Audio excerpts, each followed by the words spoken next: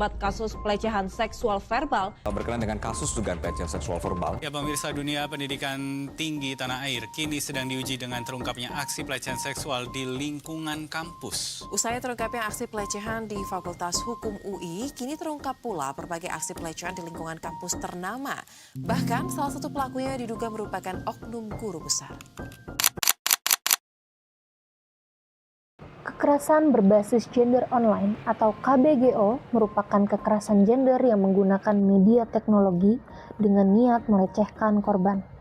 Seseorang dapat dikategorikan melakukan KBGO apabila ia melakukan kekerasan melalui media digital. KBGO terbagi ke dalam berbagai bentuk, seperti cyber grooming, cyber harassment, illegal content, NCII, hacking, online recruitment, malicious distribution, online defamation, infringement of privacy. Memasuki pertengahan tahun 2026, terdapat kasus-kasus kekerasan berbasis gender online yang terjadi di lingkungan perguruan tinggi, seperti kasus di Fakultas Hukum Universitas Indonesia yang melibatkan pelaku 16 mahasiswa. Kemudian, disusul oleh kasus KBGO di IPB University dan Universitas Islam Negeri Syarif Hidayatullah Jakarta. Maraknya kasus KBGO di lingkungan perguruan tinggi menjadi bukti bahwa tindakan kekerasan masih menjadi momok di kampus, bahkan dalam ruang digital sekalipun.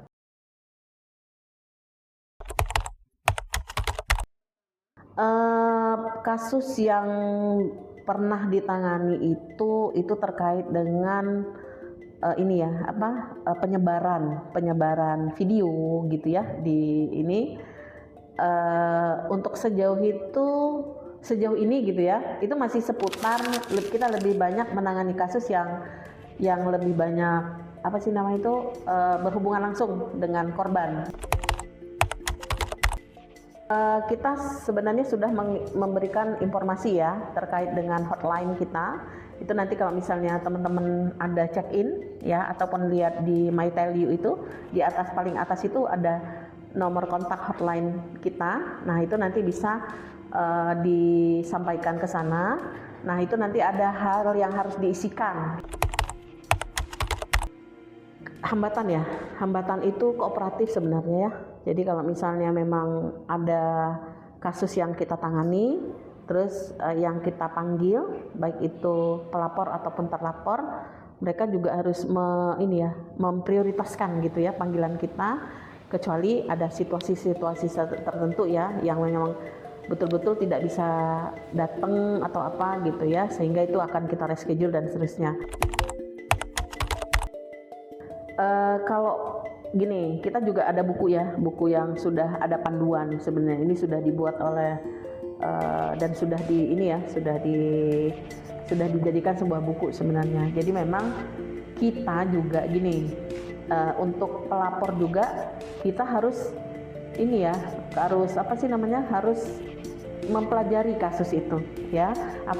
Karena kasus itu kan bertingkat, ada yang memang kasusnya itu kekerasan, ada yang ringan dan seterusnya. Itu juga kita pelajari dulu. Nah, terkait kekerasan berbasis online ini kita tetap mengikuti aturan yang tadi saya sampaikan bahwa ada proses DK dan seterusnya. KBGO di lingkungan pendidikan tidak hanya merugikan korban dan institusi pendidikan saja, namun juga masyarakat secara luas.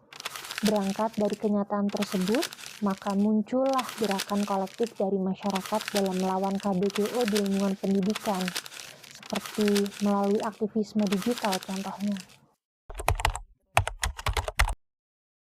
Ya, kalau menurutku gitu ya, kenapa KBGO itu masih menjadi momok di lingkungan perguruan tinggi, itu kita juga masih melihat bahwa masyarakat kita itu kalau melihat isu kekerasan berbasis gender itu cuma dilihat hanya sebatas tentang korban gitu.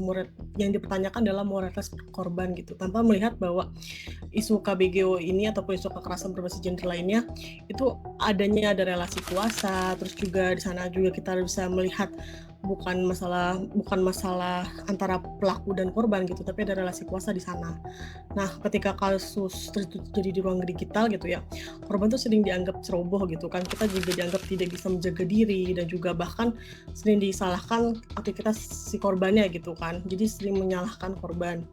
Nah, akhirnya banyak juga beberapa kasus KBGO itu akhirnya tidak mau dianggap juga tidak ada bukti gitu. Kalau KBGO itu kan susah untuk memberikan bukti karena ketika kasus KBGO itu selalu diartikan ketika kita memposting sesuatu hal gitu ya, itu dianggapnya kita tuh konsen gitu.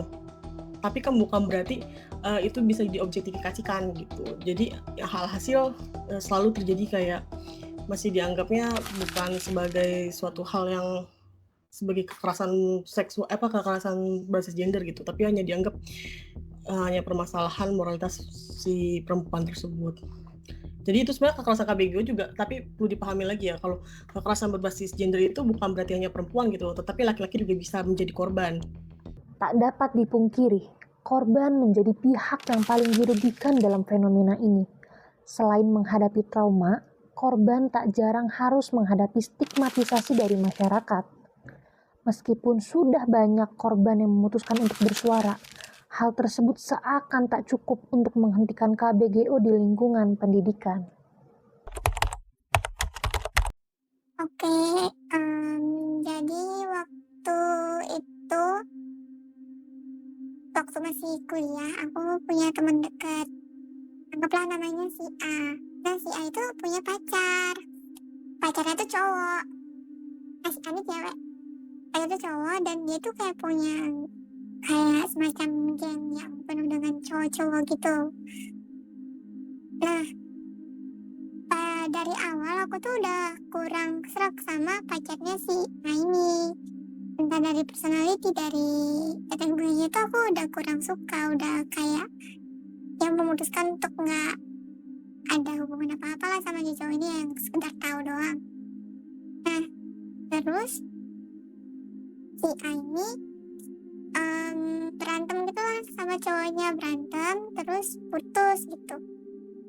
Nah, habis putus si A ini baru cerita ke aku kalau cowoknya ini pernah ngomong ke si A kalau tongkrongannya si cowok ini kayak sedikit kayak ngomongin tentang badan aku gitu di tongkrongannya dengan kayak omongan-omongan yang kurang pantas gitu. Dan mirisnya lagi, tongkrongannya ini tuh semua satu angkatan sama aku, satu jurusan, satu kelas bahkan. Dan aku tahunya itu waktu masih kuliah dan itu sebelum jam matkul. Dan itu habis pas jam matkul tuh aku langsung kayak tahu cerita itu jadi kayak kaget dong ya nggak sih, kayak loh kok ada omongan kayak gitu ya, kok bisa-bisanya ya dia ngomong kayak gitu, padahal aku walaupun aku nggak suka aku tuh nggak pernah ngomongin jelek-jelek gitu tentang orang ini. Nah aku kayak start kayak nggak tahu, udah kayak blank, kayak I don't know what to do, benar-benar kayak blank, kayak kok kayaknya jijik ya, kayak aku ngerasa kayak kok bisa-bisanya sih ngomongin hal kayak gitu. Terus aku kayak bener-bener blank aja pas tahu cerita itu dari temen aku gitu. Aku waktu itu habis blank, kayak jijik gitu loh sama diri sendiri, kayak sama badanku sendiri. Kayak apa ini salah aku ya karena aku pakai bajunya itu kurang pantas. Terus aku kayak mulai overthinking sendiri, kayak apa orang lain tuh nilai aku kayak begini juga ya, apa kayak aku kesel, tapi aku tuh lebih ke takut karena aku nggak mau hal ini tuh ternyata udah kejadian lama dan kayak baru sadar, dan ternyata kayak ngerti gak sih, kayak ternyata udah diginiin dari lama tapi kayak aku baru tahu. Dan aku nggak tahu seberapa banyak orang di luar sana yang mikir hal yang sama terhadap aku gitu. Maksudku kayak pelecehan online yang aku belum ketahui gitu. Tapi kayaknya lebih bagus nggak tahu daripada tahu, soalnya pas tahu tuh kayak jijik banget sama badan sendiri, sumpah. Kayak ngerasa bersalah padahal bukan salah aku kan. Aku langsung cerita ke salah satu teman dekatku sih. Terus dia tuh syukurnya dia tuh support ke aku gitu. Jadi kayak dia tuh nenangin, kayak bukan aku yang salah, emang pikiran orang-orang itu yang brengsek kayak gitu. Kalau dari keluargaku kurang berani cerita karena keluargaku kan di ini ya di satu daerah gitulah.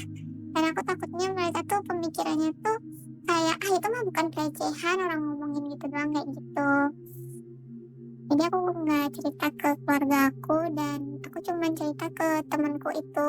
Tapi teman aku yang satu lagi itu dia malah kayak menyalahkanku dengan kayak, ya kamu udah tahu badannya agak berisi itu, ya pasti kelihatan dong lekukannya, makanya pakai bajunya tuh yang agak tertutup kayak gitu. Padahal setelah aku lihat-lihat kemariku juga, itu isinya literally kemeja doang. Dia tuh kayak apaan sih gitu. Jadi kayak kok malah gue yang disalahin. Nah kan aku nggak apa-apain ya, maksudnya kayak di kampus juga aku nggak pakai yang tank top yang sampai belahannya kelihatan kayak gitu, enggak. Pakai kemeja kok. Terus dia malah kayak, ya tapi kamu kan kalau di foto-foto tuh kadang kelihatan ininya tonjolan-tonjolan gitu. Terus kayak sih jadi kayak ada dua jenis reaksi yang berbeda. Jadi kalau pendapat dari saya sendiri, pertama pasti sangat menyayangkan karena ini ternyata masih banyak terjadi di kalangan, apalagi di perguruan tinggi, tempat yang memang generasi muda ini harusnya dibentuk dan sedang belajar. Jadi pertama pastinya saya sangat menyayangkan, dan ternyata nggak sedikit juga kalau dari studi yang mengalami pelecehan seksual itu 1 dari 5 perempuan. Nah, dan ini juga banyak ternyata prevalensinya di lingkungan perguruan tinggi. Dan yang lebih disayangkannya lagi, ternyata dampak dari sekali kejadian itu nggak cuma bertahan sebentar, tapi ternyata dampaknya itu bisa bertahan dalam jangka yang panjang.